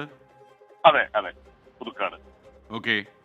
അപ്പൊ അവിടെ ചെന്ന് ചോദിക്കുമ്പോൾ അവര് അതിന്റെ ഫയലുകൾ അതിലെടുത്ത് കാണിച്ചു തരും. ഞങ്ങളിത് തിരുവനന്തപുരത്തേക്ക് അയച്ചിട്ടുണ്ട്, അതിന്റെ ഫയൽ നമ്പർ തരും, നിങ്ങൾ അവിടെ കോൺടാക്ട് ചെയ്ത് ഇവിടെ ഒന്നും ചെയ്യാൻ പറ്റില്ല. അല്ല, അവിടെ കൂടി തിരുവനന്തപുരത്ത് കൂടി ഒരു പരാതി അയക്കാൻ പാടില്ലായിരുന്നോ? ഓൾറെഡി അയച്ചിട്ടുണ്ട് സാർ. അയച്ചിട്ടുണ്ട്. അതേത് ഉദ്യോഗസ്ഥൻ അയച്ചിരിക്കുന്നത്? അവിടുത്തെ ഒരു കമ്മീഷണർ ഡയറക്ടറാണ് അപ്ലൈ ചെയ്തിരിക്കുന്നത്. കമ്മീഷണർ ആശാകിരണം തിരുവനന്തപുരം എന്ന് പറഞ്ഞിട്ടാണ് അയച്ചിരിക്കുന്നത് അല്ലേ? അപ്പോൾ താങ്കളുടെ പരാതിയിൽ ഗൗരവമായൊരു സമീപനം അവർ എടുക്കട്ടെ എന്നാണ് നമുക്ക് പറയാനുള്ളത്. എന്തെങ്കിലും ഒരു പോസിറ്റീവായിട്ടുള്ള പ്രതികരണം അവരിൽ നിന്ന് പ്രതീക്ഷിക്കുക. ഓക്കെ, വിളിച്ചതിന് വളരെ നന്ദി. Thanks for calling. ഇനി മറ്റൊരു സ്റ്റോറിയിലേക്ക്. പരീക്ഷ പാസ്സായി സർക്കാർ ജോലി നേടിയിട്ടും അനാഥരാക്കപ്പെട്ട ഒരു കൂട്ടം അധ്യാപകരെ കുറിച്ചാണ് ഇനി ഞാൻ പറയുന്നത്. 1.5 കൊല്ലത്തിലേറെ ജോലി ചെയ്ത ജൂനിയർ ഇംഗ്ലീഷ് അധ്യാപകരാണ് തസ്തിക പുനർനിർണയത്തിൻ്റെ പേരിൽ ഇപ്പോൾ പുറത്തായിരിക്കുന്നത്. ഒഴിവുകൾ വരുന്ന മുറയ്ക്ക് സീനിയോറിറ്റി അടിസ്ഥാനത്തിൽ നിയമനം നൽകുമെന്നാണ് വിദ്യാഭ്യാസ വകുപ്പ് ഇപ്പോൾ വിശദീകരിക്കുന്നത്. ഇങ്ങനെ പെട്ടെന്ന് തൊഴിൽ പോയവർ കടുത്ത ആശങ്കയിലാണ്. നിലവിലുണ്ടായിരുന്ന സർക്കാർ ജോലി രാജിവെച്ച ഹയർ സെക്കൻഡറി അധ്യാപന ജോലിയിൽ പ്രവേശിച്ചവരാണ് ഇവിടെ വഴിയാധാരമായത്. നിയമനം ലഭിച്ച 1.5 വർഷം കഴിഞ്ഞപ്പോഴാണ് ഒഴിവില്ലെന്ന കാരണം പറഞ്ഞ് സംസ്ഥാന സർക്കാർ ഇവരെ കൂട്ടമായി പിരിച്ചുവിട്ടത്. സർക്കാർ നടപടിയിൽ നീതി തേടി തിരുവനന്തപുരം സെക്രട്ടേറിയറ്റ് പടിക്കൽ സമരമിരിക്കേണ്ട ഗതികേടിലാണ് ഈ അധ്യാപകർ. ഹയർ സെക്കൻഡറി തസ്തിക പുനർനിർണയത്തിന്റെ ഭാഗമായി സീനിയർ അധ്യാപകർ ആഴ്ചയിലെടുക്കേണ്ട ക്ലാസ് 24 നിന്ന് 25 ആക്കിയിരുന്നു. ഇതോടെ ജൂനിയേഴ്സ് എടുക്കേണ്ട ക്ലാസുകൾ 7 നിന്ന് 6 കുറഞ്ഞു. ഇതോടെയാണ് 67 അധ്യാപകർ വിദ്യാഭ്യാസ വകുപ്പിന് അധികപ്പറ്റായി മാറിയത്. +1, +2 പരീക്ഷാ ഡ്യൂട്ടി കൂടി ചെയ്ത അധ്യാപകരാണ് തൊഴിൽ തിരിച്ചു കിട്ടാൻ തെരുവിലിറങ്ങിയത്. 1.5 വർഷത്തോളം ഞങ്ങൾ ആ പോസ്റ്റിൽ വർക്ക് ചെയ്ത് ഒരു സുപ്രഭാതത്തിൽ ഞങ്ങളോട് പറയാണ് ഈ പോസ്റ്റ് വേണ്ട രീതിയിൽ പീരീഡുകളില്ലാത്തതാണ്, അതുകൊണ്ട് നിങ്ങൾ പുറത്ത് നിൽക്കണം, നിങ്ങൾക്ക് ഇനി പുതിയ വേക്കൻസികൾ വരുമ്പോൾ നിങ്ങൾ തിരിച്ചെടുക്കാമെന്നാണ് പറയുന്നത്. എയ്ഡഡ് സ്കൂളിലെ അധ്യാപകർക്ക് കിട്ടിയ തൊഴിൽ സംരക്ഷണം സർക്കാർ സ്കൂളുകളിലും വേണമെന്നാണ് ഇവരുടെ ആവശ്യം. മന്ത്രി ഓഫീസിലും വിദ്യാഭ്യാസ വകുപ്പിലും കയറിയിറങ്ങിയിട്ടും സർക്കാർ സംരക്ഷിച്ചില്ലെന്നാണ് അധ്യാപകർക്ക് പറയാനുള്ളത്. അങ്ങനെ ഡ്യൂട്ടിക്കിടയിൽ തന്നെ ഞങ്ങൾ 31-ാം തീയതി ട്രാൻസ്ഫർ കിട്ടിയ ടീച്ചേഴ്സ് ദൂരെയുള്ള സ്കൂളുകളിലേക്ക് ട്രാൻസ്ഫർ പോവുകയും അവിടെ ചെന്ന് ജോയിൻ ചെയ്ത അതേ ദിവസം തന്നെ ഉച്ചയ്ക്ക് ശേഷം ഓർഡർ വരുന്നു ഞങ്ങളെ ടെർമിനേറ്റ് ചെയ്തു എന്ന്. തത്വത്തിൽ ഇപ്പോൾ ഞങ്ങൾ പുറത്താക്കപ്പെട്ടിരിക്കുകയാണ്. 1.5 വർഷം തൊഴിലെടുത്തവരാണ് ഒറ്റ ദിവസം കൊണ്ട് പുറത്തായത്. ഇഷ്ടമേഖലയിൽ ആത്മാഭിമാനത്തോടെ ജോലി ചെയ്യാനുള്ള അവകാശമാണ് ഇവിടെ നിഷേധിക്കപ്പെട്ടത്. അനുകൂല നടപടി ഉണ്ടാകുമെന്ന സർക്കാരിൻ്റെ വാക്കാലുള്ള ഉറപ്പേ ഇവർക്ക് മുന്നിലുള്ളൂ. അത് പാലിക്കപ്പെടേണ്ടത് സർക്കാരാണ്. MG പ്രതീഷ്, 24, തിരുവനന്തപുരം. പൊതുജനം കഴുതയല്ല സാർ. പ്രേക്ഷകർക്ക് അറിയും പോലെ ഉള്ള പണി കളഞ്ഞ് കുട്ടികളെ പഠിപ്പിക്കാൻ വന്നവരാണ്. അവരുടെ അവസ്ഥയാണ് നമ്മളിപ്പോൾ കണ്ടത്. അവരെയാണ് വിദ്യാഭ്യാസ വകുപ്പ് ഇപ്പോൾ നല്ല പാഠങ്ങൾ പഠിപ്പിക്കുന്നത്. കേൾക്കാം അവർക്ക് പറയാനുള്ളത് വിശദമായി. ഇങ്ങനെ കാണിക്കുന്ന ഒട്ടും ശരിയല്ല. കഷ്ടപ്പെട്ട് അത്രയും പഠിച്ചിട്ടല്ലേ അത് ജോലി കൊടുക്കാമെന്ന് പറഞ്ഞല്ലേ അത് ഇത്രയും ചെയ്തത്. അപ്പം ഉറപ്പായിട്ടും ജോലി കൊടുക്കണമായിരുന്നു. അതിനുവേണ്ടി ഒരു ഇത്രയും വർഷം കഷ്ടപ്പെട്ട് പഠിച്ച് എടുത്ത് ആ ഒരു സംഭവം ഫോക്കസ് ചെയ്ത് പോകുമ്പോഴത്തേക്കും ഇങ്ങനെ കാണിക്കുന്ന ഒട്ടും ശരിയല്ല എന്നാണ് തോന്നുന്നത്. അവർ അത്രയും കഷ്ടപ്പെട്ട് എഴുതിയതല്ലേ. മോശം അഭിപ്രായമാണ്. കഷ്ടപ്പെട്ട് പഠിച്ചത് ഒരു നല്ല ജോലി വാങ്ങാൻ വേണ്ടിയിട്ടാണ്. അത് കിട്ടിയ ജോലിയിൽ നിന്ന് ഒരു കാരണം കൂടാതെ പിടിച്ചിടുക എന്ന് പറഞ്ഞാൽ മനോവിഷമം ഉണ്ടാവും. അല്ലേ? അവർ കഷ്ടപ്പെട്ടാണ് പഠിക്കുന്നത്. ഏത് പോസ്റ്റിംഗ് ആയാലും, ഇപ്പോൾ ബാങ്ക് കോച്ചിങ്ങിൻ്റെ എന്തായാലും PSC ആയാലും എല്ലാവരും കഷ്ടപ്പെട്ടാണ് പഠിക്കുന്നത്. ഒരുപാട് പേര് 2-3 വർഷമൊക്കെ ഇരുന്നാണ് എല്ലാം പഠിക്കുന്നത്. എന്നിട്ട് അവർക്ക് അവസാനം ഒന്നും കിട്ടാതാവുമ്പോഴത്തേക്കും അത് ഭയങ്കര വിഷമമായിരിക്കും. ഇത്രയും എഫേർട്ട് എടുത്തിട്ട് ഒരുപാട് ഉറക്കമില്ലാത്ത രാത്രികളിൽ എഫേർട്ട് എടുത്തിട്ട് പഠിച്ചിട്ട് നേടിയൊരു ജോബല്ലേ, അത് ഇത്രയും പെട്ടെന്ന് ഒഴിവാക്കി വിടാന്ന് പറഞ്ഞത് നല്ല കാര്യമായിട്ട് എനിക്ക് ഫീൽ ചെയ്യുന്നില്ല. പെട്ടെന്നൊരു ദിവസം, അതായത് അഡ്വൈസും കൊടുത്ത് അപ്പോയിൻമെൻറ്റ് കിട്ടിയതിന് ശേഷം പുറത്താക്കുന്നത് ഒട്ടും നമുക്ക് അംഗീകരിക്കാൻ പറ്റാത്ത കാര്യമാണ്. ലൈഫിൽ ഒരു കംഫർട്ട് സോണിൽ എത്തിയെന്ന് വിചാരിച്ചിരിക്കവേ യാദൃച്ഛികമായിട്ട് ഇങ്ങനെ ആ ഒരു പൊസിഷനിൽ നിന്ന് അവർക്കത് അത് വിട്ട് പോവേണ്ട ഒരു അവസ്ഥ വന്നു കഴിഞ്ഞാൽ അത് തീർത്തും വളരെയധികം കഷ്ടമായിട്ടുള്ളൊരു കാര്യം തന്നെയാണ്. ഈ പൂരത്തിൻ്റെ കഥയിലേക്കാണ് പോകുന്നത്. തൃശ്ശൂർ പൂരം വെടിക്കെട്ട് എത്ര പേർക്ക് കാണാൻ കഴിയും? വെറുതെ കാണുകയല്ല, സുരക്ഷിതമായി കാണുകയാണ് വേണ്ടത്. പുറ്റിങ്ങൽ അപകടത്തിന് ശേഷമാണ് തൃശ്ശൂർ പൂരത്തിനും വലിയ നിയന്ത്രണങ്ങൾ വെടിക്കെട്ടിൻ്റെ കാര്യത്തിൽ വന്നത്. കൂടുതൽ പേരെ അനുവദിക്കണമെന്ന് പൂരപ്രേമികൾ അന്നു മുതലേ പറയുന്നുണ്ട്. അത് അനുവദിക്കാൻ കഴിയുമോ എന്ന പരിശോധന ഇപ്പോൾ നടക്കുന്നുവെന്നാണ് തൃശ്ശൂർ ബ്യൂറോ റിപ്പോർട്ട് ചെയ്യുന്നത്. ഇപ്പോഴത്തെ സ്ഥിതി എന്താണെന്ന് നമുക്കൊന്ന് അന്വേഷിച്ചല്ല.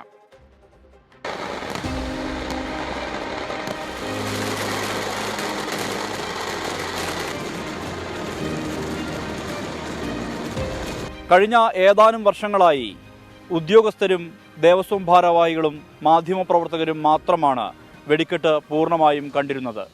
അതിന് ഇക്കുറി മാറ്റമുണ്ടാകുമോ എന്നുള്ളതാണ് തൃശ്ശൂരിൽ നിന്ന് ഉയരുന്ന ചോദ്യം.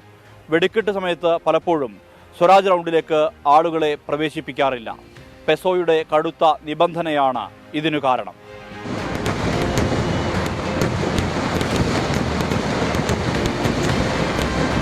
2016 പുറ്റിങ്ങൽ അപകടത്തെ തുടർന്ന് തൃശൂർ പൂരത്തിന്റെ വെടിക്കെട്ടിനുമുണ്ടായി കടുത്ത നിയന്ത്രണങ്ങൾ. തീവ്രത വലിയ അളവിൽ കുറച്ചു. പരിശോധനകൾ കർശനമാക്കി. ഫയർലൈനിൽ നിന്ന് 100 മീറ്ററിനേക്കാൾ അകലം വന്നതോടെ വെടിക്കെട്ട് കാണാനെത്തുന്ന ആളുകൾ സ്വരാജ് റൗണ്ടിന് പുറത്തായി. വെടിക്കെട്ട് നടക്കുമ്പോൾ സ്വരാജ് റൗണ്ടിലേക്ക് എത്തുന്ന റോഡുകൾ പൂർണ്ണമായും അടയ്ക്കും. വൻ കെട്ടിടങ്ങളുടെ മറവിലേക്ക് തള്ളപ്പെടുന്ന മനുഷ്യസാഗരം വെടിക്കെട്ടിന്റെ ശബ്ദം മാത്രം കേട്ടു മടങ്ങും. ഇതാണ് വർഷങ്ങളായുള്ള പതിവ്. ഇക്കുറി ഇതിന് മാറ്റം വരുത്താനാകുമോ എന്നാണ് പരിശോധന.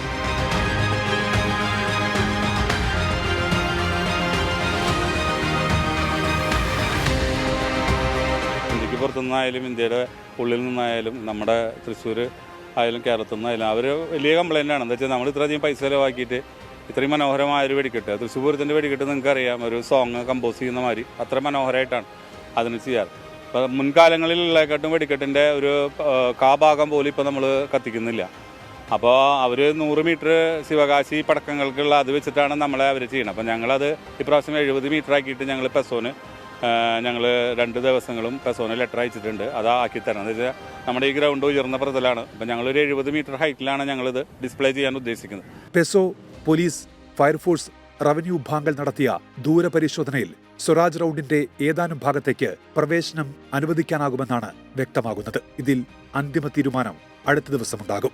സ്വരാജ് റൗണ്ടിന്റെ ഔട്ടർ ഫുട്പാത്തിലെങ്കിലും വെടിക്കെട്ട് കാണാൻ സൗകര്യം ഒരുക്കണമെന്നാണ് പൂരപ്രേമികളുടെ ആവശ്യം. ഇക്കാര്യത്തിൽ പെസോ അധികൃതരും സർക്കാരും അനുഭാവപൂർവമായ നിലപാട് സ്വീകരിക്കുമെന്നാണ് പ്രതീക്ഷ. ബിനേഷ് ബാബുരാജിനൊപ്പം സുർജിത് അയ്യപ്പത്ത്, 24 തൃശൂർ. പൊതുജനം കഴുതയല്ല സാർ. പൂരം വെടിക്കെട്ടിലെ നിയന്ത്രണങ്ങൾ മയപ്പെടുത്തേണ്ട ആവശ്യമുണ്ടോ? തൃശ്ശൂർക്കാർ തന്നെ പറയട്ടെ. പോസിറ്റീവായിട്ടുള്ള ഒരു തീരുമാനം ഉണ്ടാവുമെന്നാണ് പ്രതീക്ഷിക്കുന്നത്. തീർച്ചയായിട്ടും അത് വലിയ വിമർശനം വരുന്നുണ്ട്. കാരണം ജനങ്ങൾക്ക് കാണാൻ വേണ്ടിയിട്ടാണ് വെടിക്കെട്ട് നടത്തുന്നത്. അപ്പോൾ അത് ജനങ്ങൾക്ക് കാണാതിരിക്കാത്ത അവസ്ഥ ഉണ്ടാകുന്നത് വളരെ ദുഃഖകരമായിട്ടുള്ളൊരു കാര്യമാണ്. ഇപ്പം നിയമത്തിൻ്റെ പ്രശ്നം പറഞ്ഞാൽ നിയമം എങ്ങനെ പ്രായോഗികമായിട്ട് നടപ്പാക്കാം എന്നാണ് നമ്മൾ നോക്കേണ്ടത്. വെടിക്കെട്ട് ജനങ്ങളൊന്ന് കാണണം. അത് നമുക്ക് സാങ്കേതിക പ്രശ്നങ്ങൾ ഒഴിവാക്കാൻ വേണ്ടിയിട്ടാണല്ലോ ഇപ്പോൾ ഇവരൊക്കെ ഇതാവണേ. അത് മിക്കവാറും ശരിയാവുന്നതാണ് ഞങ്ങളുടെയൊക്കെ എല്ലാ അഭിപ്രായങ്ങൾ. ഈ രാഗം തിയേറ്ററിൻ്റെ അവിടെ രാഗം തിയേറ്റർ, പിന്നെ നമ്മുടെ CMC സ്കൂൾ, അങ്ങനെ റൗണ്ടിന് ആസ്പദമായിട്ട് ഇനി എല്ലാവരും കാണാറ്. അതുകൊണ്ട് നന്നായി കാണാറുണ്ട്, കുഴപ്പമൊന്നുമില്ല. ഇതിലും ഗാംഭീര്യമായിട്ടുള്ള വെടിക്കെട്ട് നടക്കുമ്പോൾ റൗണ്ടിനുള്ളിൽ ആൾക്കാരുണ്ടായിരുന്നു. ഇപ്പം അത് ഏതാനും ഉൾഭാഗത്തേക്ക് ഈ പോക്കറ്റ് റോഡുകളിലേക്ക് ഇറക്കിയോട് കൂടിയിട്ട് എത്ര അകലെയൊന്ന് കാലങ്ങളായിട്ട് വന്ന് 20 വർഷം വരെ പഴക്കമുള്ള കാസർഗോഡുകാരെ ഞാൻ കണ്ടിട്ടുണ്ട്. അവരെ പോയിന്റിൽ 20 കൊല്ലമായിട്ടിരിക്കുന്നതാണ് കാണാൻ. സുരക്ഷിതത നന്നായിട്ട് തന്നെയുണ്ട്. പക്ഷേ എന്താണെന്നറിയില്ല, ഇപ്പോൾ 5-6 കൊല്ലമായിട്ട് ഇപ്പോൾ കൂടുതലായിട്ട് മറ്റേ കുറ്റിങ്ങിൽ അപകടം കഴിഞ്ഞതിൻ്റെ പിന്നാലെയാണ് ഇങ്ങനൊരു പരിപാടി തുടങ്ങിയത് തന്നെ. ഇത്രയും 10 ലക്ഷത്തോളം ആൾക്കാർ പൂരം കാണാൻ വരാറുണ്ട്. അപ്പോൾ അവർക്ക് വെടിക്കെട്ട് കാണാനുള്ള സൗകര്യം ദേവസ്വം ബോർഡായാലും സർക്കാരായാലും അതുപോലെ തന്നെ പോലീസുകാരായാലും ഉണ്ടാക്കി കൊടുത്താലേ പറ്റുള്ളൂ. അത്ര ആൾക്കാർ പൂരം കാണാൻ വരുന്നതും കുടമാറ്റം കാണാൻ വരുന്നതിന് വേണ്ടിയിട്ട് കാണാനാണ്. എല്ലാ സമയത്തും നമുക്ക് മുടക്കി കയറാനൊന്നും പറ്റാറില്ല, മുടക്കി അടുപ്പിക്കാറുമില്ല. നമ്മളെ പുറത്തു നിന്നുള്ള റൗണ്ടിലൊക്കെ നിന്നിട്ട് നമ്മൾ വെടിക്കെട്ട് കാണാറുള്ളത്. ഇപ്രാവശ്യമെങ്കിലും നമുക്ക് സൗകര്യമായിട്ട് കാണാനുള്ള സൗകര്യം ചെയ്തു തരുന്നത് സർക്കാരിനോടും ദേവസ്വം ബോർഡിനോടും കമ്മിറ്റി ഭാരവാഹികളോടും പറയാനുള്ളൂ. വെടിക്കെട്ട് വേണം തന്നെയാണ് അഭിപ്രായം. എന്താണ് ആളുകളുടെ കാര്യത്തിൽ ഒരു 10 അടി മാറ്റിയിരുത്തുള്ള പരിപാടിയൊന്നും നടക്കുന്ന കാര്യമില്ല. എല്ലാവരും ആസ്വാദകരനല്ലേ, പൂരായാലും വെടിക്കെട്ടായാലും വേണം തന്നെയാണ് അഭിപ്രായം. പ്രത്യേകിച്ച് അഭിപ്രായമൊന്നുമില്ല, പക്ഷേ കാണണമെന്നൊരു ആഗ്രഹമുണ്ട്. എല്ലാവർക്കും വെടിക്കെട്ട് സൗകര്യപൂർവ്വം കാണാനുള്ളൊരു ആഗ്രഹം എല്ലാവർക്കും ഉണ്ടാവും. അതൊരു ഇതിനും തടസ്സപ്പെടുത്താൻ പാടില്ല. എന്തായാലും ഇതിൻ്റെ കാര്യത്തിൽ തീരുമാനം വരാനിരിക്കുന്നതേ ഉള്ളൂ. നമ്മൾ അധികാരികൾക്ക് വിട്ടുകൊടുക്കാം. കാരണം ഇത് മനുഷ്യ ജീവനെയൊക്കെ ബാധിക്കുന്ന പ്രശ്നം തന്നെയാണ്. അതുകൊണ്ട് എല്ലാ കാര്യങ്ങളും പരിശോധിച്ച് വേണം ഇതിൽ അന്തിമമായ ഒരു തീരുമാനമെടുക്കാൻ. വെട്ടിക്കലെ വെടിക്കെട്ട് നമ്മുടെ മുന്നിലുണ്ട് താനും. മനുഷ്യജീവനുകൾ എത്രയാണ് അവിടെ ഹോമിച്ചത് ഓർമ്മയുണ്ടാകും. അപ്പോൾ നമുക്കിനി അതേസമയം തൃശ്ശൂർ പൂരം എന്ന് പറയുമ്പോൾ തൃശ്ശൂരിൽ എത്തുന്ന ജനങ്ങളുടെ ആവേശവും ദേശീയോത്സവവും കൂടിയാണ് പൂരം. പൂരം ഒരു മഹിമ നിറഞ്ഞ സംഭവം തന്നെയാണ്. അപ്പോൾ ഇപ്പോൾ ചേർത്തലയിൽ നിന്നൊരു പ്രേക്ഷകൻ ടെലിഫോൺ ലൈനിൽ ചേരുന്നു. ശശികുമാറാണ് ചേർത്തല എന്ന് വിളിക്കുന്നത് തോന്നുന്നു. ശശികുമാർ, നമസ്കാരം, പറഞ്ഞോളൂ, താങ്കൾ എന്ത് പറയാനാണ് വന്നത്? ഞാൻ വിളിച്ചത് ചേർത്തല ടു അർത്തുങ്കൽ റോഡ്, അർത്തുങ്കൽ വല്ലേല് വഴി പ്രവണ ജംഗ്ഷനിൽ നിന്ന് വല്ലേല് വെള്ള ചേർത്തല റോഡ്. അത് കഴിഞ്ഞ ഒരു 2 മാസമായുള്ളൂ ടാർ ചെയ്തിട്ട്. ടാർ ചെയ്ത് പിന്നെ ഒരു അടി പൊക്കി 1.5 അടി പൊക്കിയിട്ടാണ് ടാർ ചെയ്തത്. ടാർ ചെയ്ത് നല്ലൊരു കാര്യം, നമ്മൾ ഗതാഗത സൗകര്യങ്ങൾ എല്ലാവർക്കും നല്ല രീതിയിൽ കിട്ടുന്നുണ്ട്. പക്ഷെ ഒരു കാര്യം വെച്ചാൽ ഈ സൈഡ് അവർ ഫില്ല് ചെയ്യുന്നില്ല. ഈ സൈഡ് എന്റെ മോൻ ഉൾപ്പെടെ ഈ സൈക്കിളുമായിട്ട് കുഴി വീണു. 2 വണ്ടി അങ്ങോട്ടും ഇങ്ങോട്ടും പോയി കഴിഞ്ഞാൽ സൈക്കിളുകാർക്ക് ബുദ്ധിമുട്ട്, മറ്റുള്ള ഇത് ബുദ്ധിമുട്ട്. ചോദിക്കുമ്പോൾ പറയും ഫില്ല് എന്നല്ലാതെ ഇത് ഒരു തീരുമാനം ആകുന്നില്ല. നമ്മുടെ പൊതുമരാമത്ത് വകുപ്പ് മന്ത്രി എന്തൊരു അധികാരി അത് ഒരു ചെയ്തിട്ട് അത് സൈഡ് 2 സൈഡ് ഫില്ല് ചെയ്ത് കഴിഞ്ഞാൽ നല്ലൊരു കാര്യമായിരുന്നു. ഓക്കെ, എന്തായാലും നമ്മളിത് പൊതുമരാമത്ത് വകുപ്പിന്റെ ശ്രദ്ധയിൽപ്പെടുത്താം. അതായിരിക്കും ഏറ്റവും നല്ല കാര്യം. അവരെന്തെങ്കിലും ചെയ്യുമെന്ന് തന്നെ പ്രതീക്ഷിക്കാം. വിളിച്ചതിന് വളരെ നന്ദി ശശികുമാർ. പ്രേക്ഷകർക്ക് വീണ്ടും സ്വാഗതം. പൊതുജനം കഴുതയല്ല സാർ എന്ന പരിപാടി തുടരുകയാണ്. മലയാള ടെലിവിഷനിലെ ഏറ്റവും വലിയ പ്രതികരണ വേദിയാണത്. പ്രധാനപ്പെട്ട ഒരു സംഭവത്തിലേക്കാണ് നിങ്ങളുടെ ശ്രദ്ധയെ ക്ഷണിക്കുന്നത്. 44 നദികൾ നമുക്കുണ്ട്. ഇതിൻ്റെ മഹിമയും പറഞ്ഞ് നമ്മൾ ഇരിക്കാൻ തുടങ്ങിയിട്ട് കാലം കുറേയായി. അങ്ങനെ അഭിമാനം കൊണ്ട് നമ്മളിരിക്കുമ്പോൾ കർണാടക സംസ്ഥാനം, നമ്മുടെ തൊട്ട അയൽപ്പക്കത്തുള്ള സംസ്ഥാനം, ഗംഭീരമായിട്ട് പണിയെടുത്തു. പൈസ്വിനി പുഴയിൽ ഒരു വൻ തടയണ കെട്ടിക്കൊണ്ടിരിക്കുകയാണ് ഇപ്പോൾ. ചുള്ളിയിൽ അതിൻ്റെ നിർമ്മാണം പൂർത്തിയായി കഴിഞ്ഞാൽ കേരളത്തിലേക്കുള്ള വെള്ളത്തിൻ്റെ അളവ് കാര്യമായിട്ട് കുറയും. കാസർഗോഡ് അല്ലെങ്കിൽ തന്നെ വരൾച്ചയുടെ നാടാണ്. പൈസ്വിനി കൂടി നേർത്താൽ പിന്നെ തുള്ളി വെള്ളം ഉണ്ടാകില്ല തൊണ്ട നനയ്ക്കാൻ.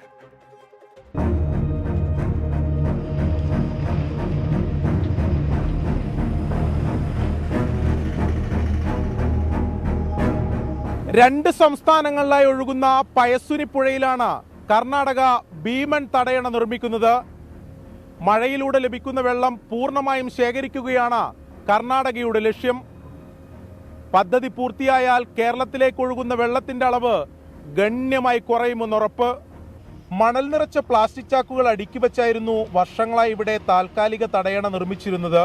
എന്നാൽ കാലം മാറി, കഥ മാറി.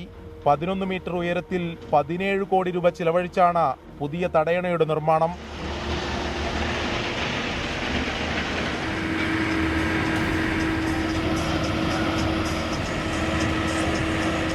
ഡിസംബറിൽ ആരംഭിച്ച നിർമ്മാണം ഈ മാസം അവസാന വാരത്തോടെ പൂർത്തിയാവും.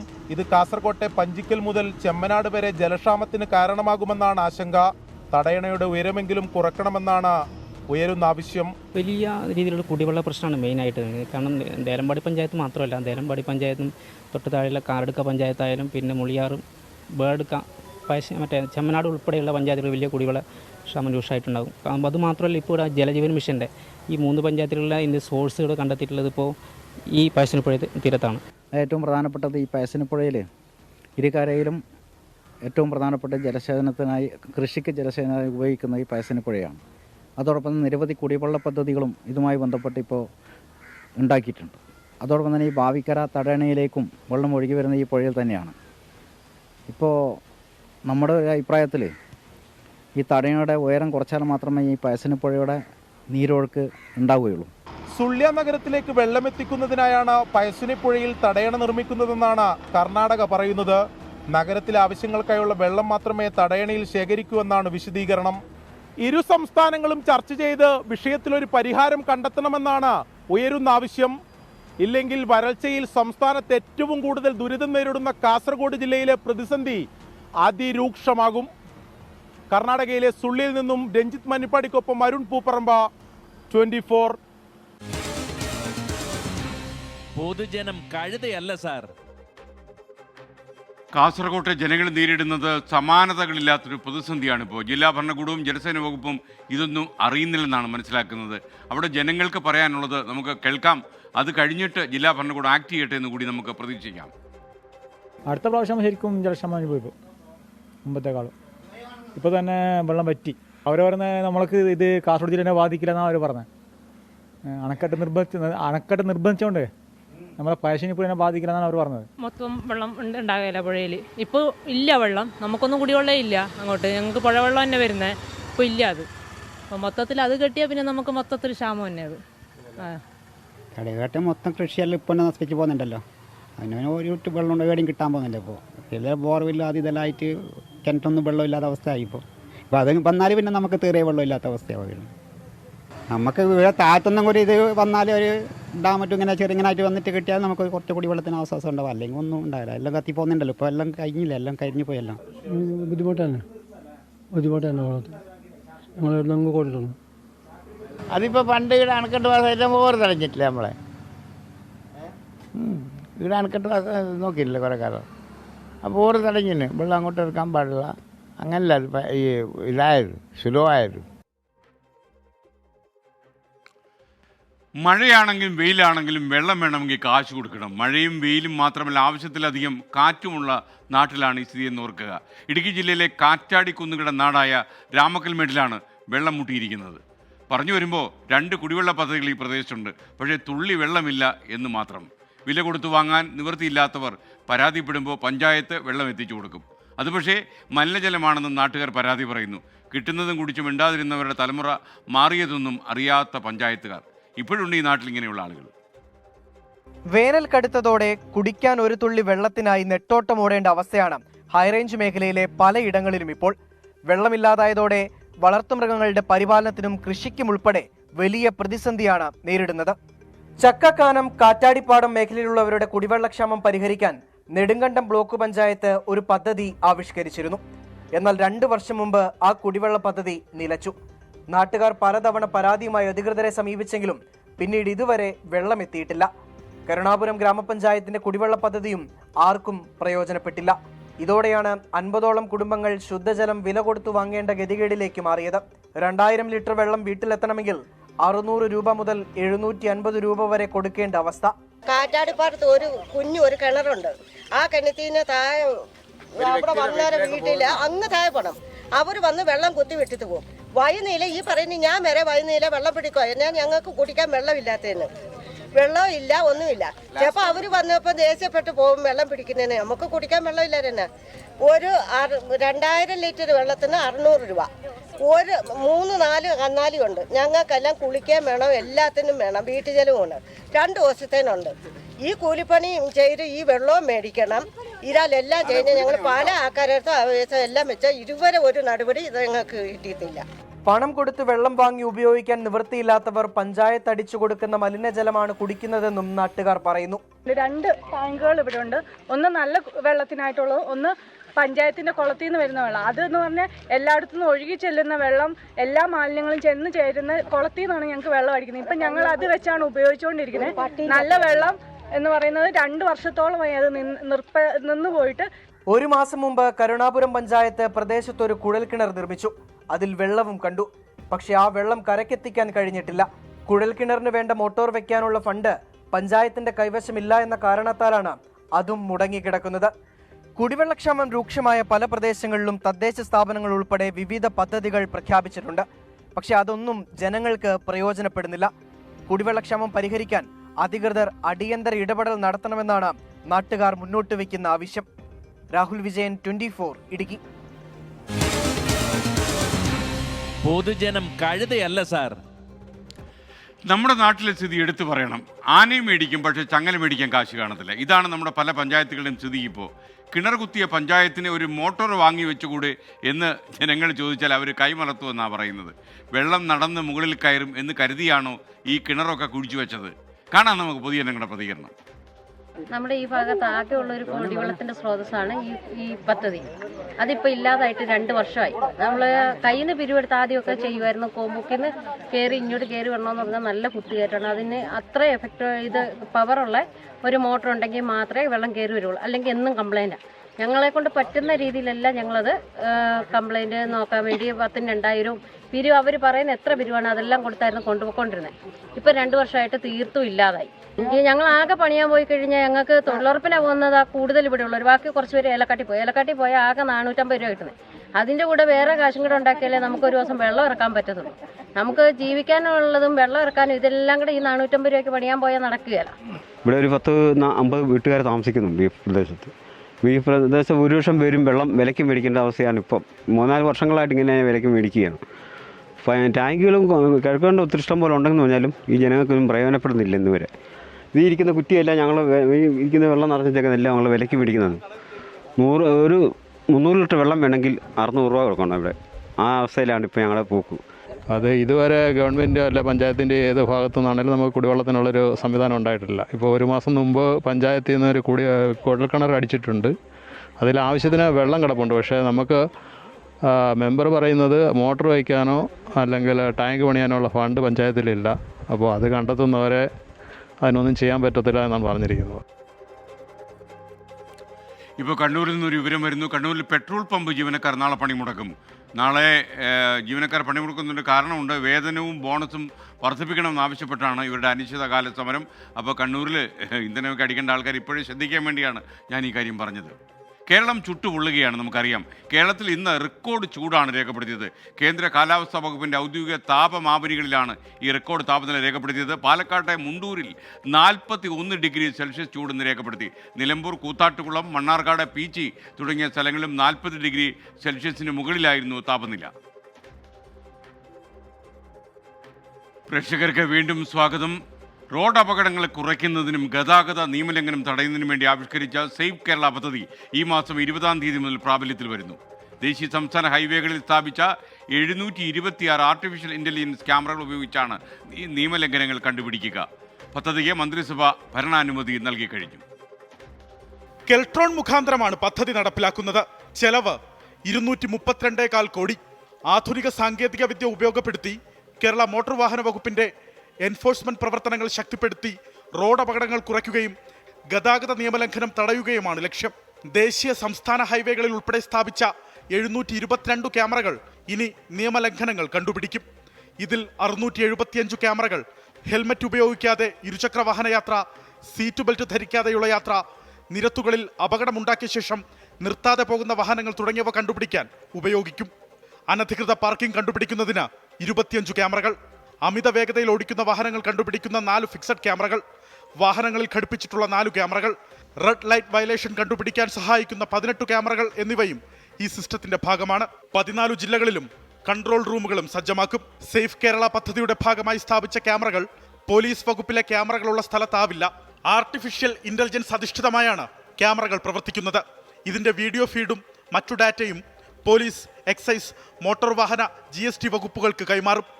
പദ്ധതിയുടെ ഓരോ ത്രൈമാസ പേയ്മെന്റിന് മുമ്പ് ഉപകരണങ്ങൾ കുറ്റമറ്റ രീതിയിൽ പ്രവർത്തിക്കുന്നത് ഉറപ്പുവരുത്തുന്നതിന് അഡീഷണൽ ട്രാൻസ്പോർട്ട് കമ്മീഷണർ തലവനായി മോണിറ്ററിംഗ് കമ്മിറ്റിയും രൂപീകരിക്കും. 24 തിരുവനന്തപുരം. നമ്മുടെ നഗരോരങ്ങളിലും നാട്ടുമ്പുറങ്ങളിലും ഒക്കെ ഇത്തരം ക്യാമറകൾ വരുന്നത് എന്തുകൊണ്ടും നല്ലതാണ്. കുറ്റകൃത്യങ്ങളൊക്കെ പെരുകുന്ന ഈ കാലത്ത് ഈ ക്യാമറ വഴിയും ചില കുറ്റവാളികളെ കണ്ടുപിടിക്കാൻ കഴിയുമെന്ന് ഇതിനകം തെളിയിച്ചിട്ടുണ്ട്. പല കേസിൻ്റെ അന്വേഷണത്തിനും ഈ CCTV പോലുള്ള ക്യാമറ സംവിധാനം വളരെ സഹായകരമാകുന്നു എന്നാണ് മനസ്സിലാക്കുന്നത്. അതോടൊപ്പം റോഡ് അപകടങ്ങൾ കുറയും എന്നതും, ഈ അപകടം ഉണ്ടാക്കുകയും രക്ഷപ്പെടുകയും ചെയ്യുന്ന ആളുകൾ ഇനി രക്ഷപ്പെടാൻ പറ്റാത്തൊരു സാഹചര്യം ഈ ആർട്ടിഫിഷ്യൽ ഇൻ്റലിജൻസിൽ പ്രവർത്തിക്കുന്ന ക്യാമറകൾ സഹായമാകും എന്നുകൂടി മനസ്സിലാക്കുമ്പോൾ താങ്ക്സ് ടു മോട്ടോർ വാഹന വകുപ്പ്. ഇനി നമുക്ക് കൂരായണം.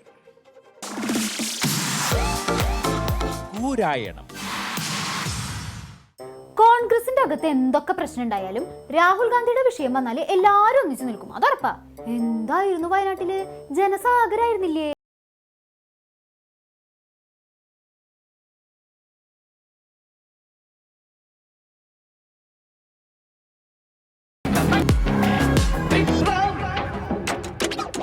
നിങ്ങളൊരു കാര്യം ശ്രദ്ധിച്ചോ? അവിടെ എല്ലാവരും ഭയങ്കര ഹാപ്പിയാണ്, ഒരാളൊഴികെ. ഉള്ളിൽ നിറയെ വേദന ഒളിപ്പിച്ചിട്ട് ഒരു ചെറു ചിരിയായി മാറി നിൽക്കുന്ന ആ മനുഷ്യനെ കണ്ടോ നിങ്ങള്? കണ്ണീർ മഴയത്ത് ഞാനൊരു ചിരിയുടെ കുട ചൂടി, നോവിൻ കടലിൽ മുങ്ങി തപ്പി മുത്തുകൾ ഞാൻ വാരി. രാഹുൽ ഗാന്ധിയുടെ പരിപാടിക്ക് മുരളീധരൻജി വരുമെന്ന് കുറേ പേർക്ക് കൺഫ്യൂഷൻ ഉണ്ടായിരുന്നു. പരിപാടിക്ക് വരും എന്ന് പറഞ്ഞാൽ ഞങ്ങളുടെ മുരളീധരൻജി വന്നിരിക്കും. ഞാൻ സ്വീകരിക്കാനുണ്ടാവും, കാരണം അദ്ദേഹം ഒരു സ്ഥാനം ഒഴിഞ്ഞു വരുമ്പോൾ തീർച്ചയായിട്ടും പോയി കാണേണ്ട ചുമതല എനിക്കുണ്ട്. കണ്ടോ, മാറ്റി നിർത്തപ്പെട്ടവന്റെ വേദന ഞങ്ങളുടെ മുരളീധരൻജിക്ക് ശരിക്കും അറിയാം. അതുകൊണ്ടാണ് രണ്ടാമതൊന്നും ആലോചിക്കാതെ വയനാട്ടിലെ പരിപാടിക്ക് പോയത്. കണ്ണീർ കായലിലേതോ കടലാസിന്റെ തോണി, അലയും കാറ്റിലുലയും രണ്ട് കരയും ദൂരെ ദൂരെ. അതൊക്കെ അവിടെ നിൽക്കട്ടെ. ഒരു കാര്യം ചോദിക്കട്ടെ സുധാകരൻജി, ഇനിയും കോൺഗ്രസിൽ നിന്ന് ആരൊക്കെയോ BJP-യിലേക്ക് പോകുന്നാണല്ലോ പറയണേക്കണേ. BJP-യിൽ നിന്ന് പോകുന്നു, കോൺഗ്രസിൽ നിന്ന് പോകുന്നു. ആര് പോയി? ആകെ പോയത് നമ്മളെ അരിക്കൊമ്പൻ അനിലാണ്. വേറെ ആരും പോയിട്ടില്ല. അരിക്കൊമ്പൻ അനില? തമാശയാണോ ഉദ്ദേശിച്ചത്? ഞങ്ങളുടെ സുധാകരൻജി ഒരു തമാശ പറഞ്ഞിട്ട് ആരും എന്താ ചിരിക്കാത്തത്? ചിരിക്കേ. പിന്നെ വയനാട്ടിലെ പരിപാടിക്ക് രാഹുൽ ഗാന്ധി സംസാരിച്ചപ്പോ സംസ്ഥാന സർക്കാരിനെതിരെ ഒന്നും പറയണ കേട്ടില്ലല്ലോ, അതെന്ത് പറ്റി?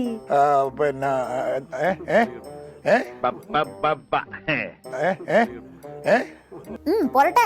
പൊന്നുരുക്കുന്നിടത്ത് പൂച്ചക്കെന്ത് കാര്യം എന്ന് പറഞ്ഞ പോലെ അവിടെ പിണറായി വിജയൻ എന്ത് കാര്യം? ഒരു കാര്യമില്ല. അതെ, ഒരു കാര്യം കൂടി, കെ മുരളീധരൻ പുള്ളി ഇടഞ്ഞെന്നെ നിൽക്കാണല്ലോ. അദ്ദേഹം ഇടഞ്ഞിട്ടൊന്നും നിൽക്കുന്നത് എനിക്ക് ഇന്നലെ കണ്ടപ്പോ നന്നായിട്ടാണ് ഞാൻ കണ്ടത്. യാതൊരു അയോഗ്യം കാണിച്ചില്ല. നല്ല സ്നേഹത്തോടെ ഞങ്ങൾ സംസാരിച്ചിട്ടുണ്ട്. ഔ, എന്താ സ്നേഹം! മുൻ KPCC അധ്യക്ഷൻ ശ്രീ കെ മുരളീധരൻ MP അവർകൾ ഇവിടെ സംസാരിക്കുന്നില്ല എന്ന് അറിയിച്ചിട്ടുണ്ട്. എല്ലാരും കൂടി നൈസായിട്ട് ഒഴിവാക്കുന്നു തോന്നിയോണ്ടാവും പാവം സ്വയം മാറുന്നത്. അല്ലെങ്കിലും പുള്ളിയുടെ അഭിപ്രായങ്ങളും ആവലാതികളും ആരോട് പറയാൻ, ആര് കേൾക്കാൻ? ഏറ്റവും ശക്തമായ ജനാധിപത്യം നിൽക്കുന്ന ഒരു പാർട്ടിക്കകത്ത് സ്വന്തം അഭിപ്രായങ്ങൾ ചിലപ്പോൾ പ്രകടിപ്പിച്ചു പോകുന്നത് ശരിയല്ലെങ്കിൽ പോലും അങ്ങനെ പ്രകടിപ്പിക്കുന്ന ഒരു സിസ്റ്റം പാർട്ടിക്കകത്ത് ഇടയിടയിൽ ഉണ്ടാകാറുണ്ട്. എന്താ ഒന്നുകൂടെ പറഞ്ഞേ? സ്വന്തം അഭിപ്രായങ്ങൾ ചിലപ്പോൾ പ്രകടിപ്പിച്ചു പോകുന്നത് ശരിയല്ലെങ്കിൽ പോലും അങ്ങനെ പ്രകടിപ്പിക്കുന്ന ഒരു സിസ്റ്റം പാർട്ടിക്കകത്ത് ഇടയിടയിൽ ഉണ്ടാകാറുണ്ട്. ജനാധിപത്യം ഏറ്റവും ശക്തമായ പാർട്ടിയാണല്ലോ, അതുകൊണ്ട് അഭിപ്രായം പറയാൻ പാടില്ല അത്ര. കോൺഗ്രസ്സുകാരൊക്കെ കേൾക്കുന്നുണ്ടല്ലോ അല്ലേ? സ്വന്തം അഭിപ്രായം പാർട്ടിക്കകത്ത് പറയാൻ പാടില്ല, അത് ശരിയല്ല. ഇനി ഇതിൽ കൂടുതൽ എന്ത് പറയാനാ? അപ്പൊ ശരി, ശുഭം.